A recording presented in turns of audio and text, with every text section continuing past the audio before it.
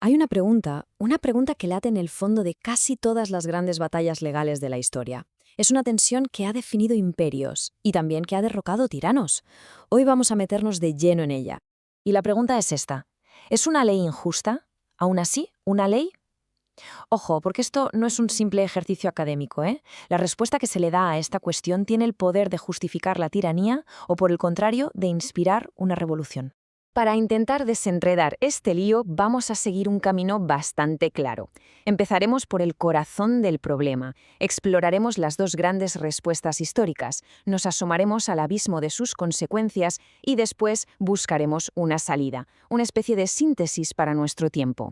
Bueno, pues aquí empieza todo. El debate, en el fondo, se reduce a algo muy concreto. Para que una ley sea válida, ¿importa si es buena o mala? ¿O su validez es algo que va por un lado y la moral por otro completamente distinto? A lo largo de la historia, para responder a esa pregunta han surgido dos grandes corrientes de pensamiento. Dos auténticos titanes filosóficos que además ofrecen respuestas radicalmente opuestas. Vamos a ver quiénes son. En primer lugar, tenemos el ius naturalismo. Para la gente que defiende esta idea, existen unos principios de justicia que son universales, que están como grabados en la naturaleza humana, cosas como el derecho a la vida o la prohibición de la tortura. Por tanto, cualquier ley creada por humanos que vaya en contra de eso, pues simplemente no es una ley, es una farsa, un engaño legal. Y en la esquina opuesta está el positivismo jurídico. Para esta teoría, una ley es válida si la ha creado la autoridad que toca siguiendo las reglas que tocan. Y punto. Si esa ley permite algo que moralmente es un desastre, bueno, ese es un debate para los políticos o para la sociedad, pero desde un punto de vista puramente jurídico, sigue siendo ley. O sea, el choque es total. Para unos, la fuente del derecho es la moral. Para otros, es el poder del Estado. Y claro, esto lo cambia absolutamente todo. Pero aquí viene la gran pregunta. ¿Cuál de estas dos ideas, si se lleva al extremo, resulta ser más peligrosa? Y es justo aquí donde la discusión deja de ser teórica y se vuelve terriblemente real. Porque la historia nos ha enseñado una lección espantosa. Llevar cualquiera de estas dos teorías a un extremo dogmático puede tener unas consecuencias catastróficas. Así es. El punto clave es que ni el iusnaturalismo ni el positivismo son inherentemente seguros. Ambos se pueden manipular. Un positivismo extremo puede llevar a obedecer ciegamente leyes monstruosas, sí, pero es que un iusnaturalismo retorcido también puede convertirse en un arma letal.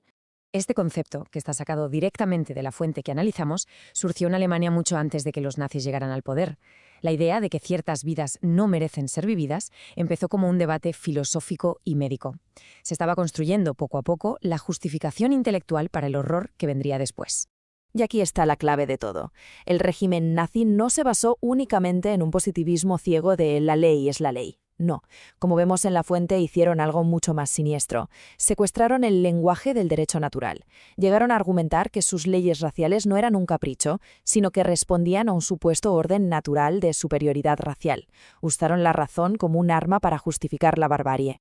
Claro, después del desastre de la Segunda Guerra Mundial, el mundo jurídico se quedó en shock.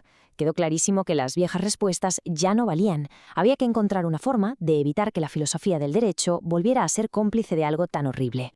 Tal y como indica el texto, surgió con muchísima fuerza la idea de un tercer camino, o Dritter Weg, como se decía en alemán. Era un intento de superar esa lucha estéril entre justnaturalismo y positivismo. Se buscaba una nueva manera de pensar sobre la ley que fuera, a la vez, estable y justa. Y ojo, el objetivo no era simplemente hacer una mezcla de las dos ideas. Era ir más allá, trascenderlas. Se buscaba construir un marco legal completamente nuevo, uno que tuviera la estabilidad del positivismo pero con el alma moral del derecho natural. Y es aquí donde entra en escena el trabajo del jurista José Llompart. Su obra, que es la que se analiza en la fuente, ofrece una de las propuestas más interesantes para este famoso tercer camino. La solución de Llompart es, la verdad, de una elegancia asombrosa. Para que se entienda bien, es como construir una casa. Por un lado está la indisponibilidad, los cimientos. Estos son los principios innegociables, como la dignidad humana. No se pueden tocar, no se negocian, son la base de todo. Y por otro lado está la variabilidad, que serían las habitaciones, el diseño. Esto reconoce que sobre esos cimientos sólidos, la forma de organizar la sociedad, las leyes, pues pueden y deben adaptarse a cada cultura y a cada momento de la historia. Y aquí se ve la síntesis en acción, ¿no? El derecho natural nos da el qué, los principios universales, lo inmutable, y el derecho positivo nos da el cómo, la aplicación concreta en un lugar y un tiempo determinados. Ya no es una guerra entre dos ideas opuestas, sino más bien una danza entre el ideal y la realidad. A pesar de soluciones tan brillantes como la de Llompart, este debate en realidad no ha terminado.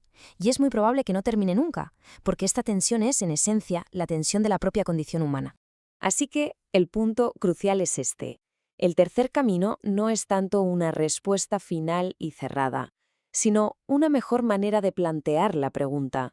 Nos obliga a mantener un diálogo constante entre nuestros valores más profundos y las complejísimas realidades del mundo en que vivimos. Y con esto terminamos. La gran pregunta que queda en el aire no es si hay que elegir entre ley y moral, sino cómo las integramos.